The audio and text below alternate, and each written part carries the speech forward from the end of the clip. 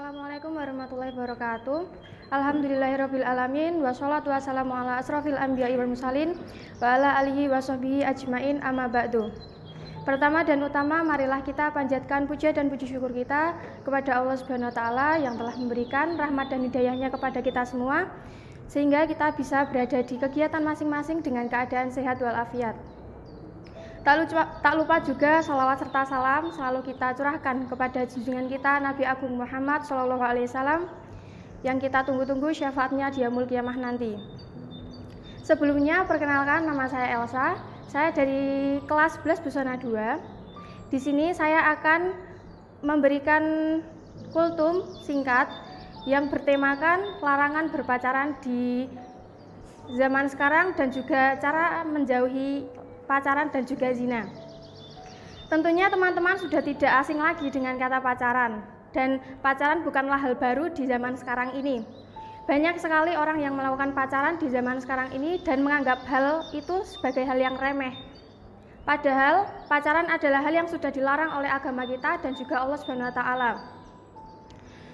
Teman-teman, apakah tahu jika ada seorang laki-laki dan seorang perempuan di satu tempat yang sama dan itu bukan mahram, itu bisa disebut berkholwat, dan berkholwat itu hukumnya haram.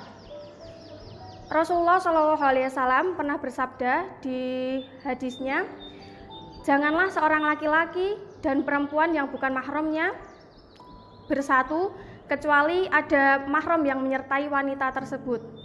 Ada juga hadis lain yang mengatakan, ingatlah bahwa tindakan seorang laki-laki berkholwat dengan seorang perempuan atau ketiganya adalah syaitan, dan itu benar adanya. Jadi buat teman-teman yang mungkin sekarang melakukan pacaran, hindarilah perbuatan tersebut, karena pacaran bukanlah hal yang sepele.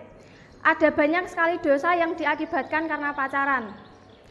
Tidak hanya itu, biasanya orang yang pacaran itu memiliki jiwa atau fisik yang lemah, gampang sekali stres atau depresi, karena di usianya yang sekarang tidak untuk bermain-main, malah untuk kegiatan yang tidak bermanfaat. Biasanya kan kalau pacaran itu kan biasanya akan merasakan sakit hati. Nah, itu biasanya akan membuat kita bersedih berterus-terusan, dan hal itu tidak baik untuk kita dan juga kesehatan kita. Allah Subhanahu wa taala pernah berfirman di surat Al-Isra ayat 32 yang bunyinya seperti ini. A'udzubillahi minasyaitonirrajim. Bismillahirrahmanirrahim. Wala taqrabuz zina innahu kana fahisyatan wa sa'a sabila. Yang artinya, dan janganlah kamu mendekati zina. Sesungguhnya zina adalah perbuatan yang keji dan juga suatu jalan yang buruk. Di surat itu sudah jelas bahwa zina adalah perbuatan yang keji atau sangat buruk, dan itu bisa mengarahkan kita ke jalan yang sesat atau menuju jalan nerakanya Allah. Di sini saya akan menyampaikan ada beberapa zina yang diakibatkan karena pacaran. Ada zina telinga atau pendengaran. Di zina pendengaran ini, kalian biasanya ketika berpacaran mendengarkan atau bisa memberikan rayuan-rayuan atau gombalan dari satu sama lain, dan itu dapat masuk ke dalam zina pendengaran.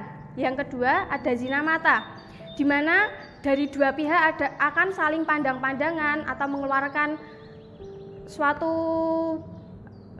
perasaan, mungkin itu mengisyaratkan bahwa ada rasa suka satu sama lain, dan itu masuk di zina mata. Yang ketiga, ada zina lisan. Biasanya kalian ketika berpacaran akan mengeluarkan kata-kata yang bisa mengundang hawa nafsu atau syahwat kita, dan itu akan melangkahkan kita ke suatu jalan yang buruk. Untuk teman-teman semuanya yang mungkin sekarang masih jomblo, jangan berperasaan bahwa kalian itu jelek atau mungkin tidak ada yang suka dengan kalian. Justru kalian sekarang masih dijaga oleh Allah Subhanahu wa taala, masih dikasih karunia oleh Allah Subhanahu wa taala untuk menjauhi hal-hal yang sudah dilarang oleh Allah Subhanahu wa taala. Dan untuk teman-teman yang mungkin sekarang masih pacaran atau memiliki hubungan dengan orang yang bukan mahram kalian, ingatlah, itu bukanlah jodoh kalian. Kalian hanya menjagakan jodoh orang lain. Dan semoga saja buat kalian yang pacaran bisa tersadarkan oleh hal itu semua. Semoga Allah Subhanahu wa taala selalu mengampuni kalian dan selalu mengasih tahu atau mengasih rahmat untuk kalian agar menjauhi hal tersebut. Sekiranya dari perkataan saya tadi mungkin ada yang tidak jelas atau kurang difahami, saya mohon maaf sebesar-besarnya. Jika ada kesalahan itu datangnya dari saya sendiri, dan jika ada kebaikan itu datangnya dari Allah Subhanahu wa taala. Terima kasih. Billahi taufik wal hidayah. Semoga kita selalu ada di jalan Allah yang benar. Wassalamualaikum warahmatullahi wabarakatuh.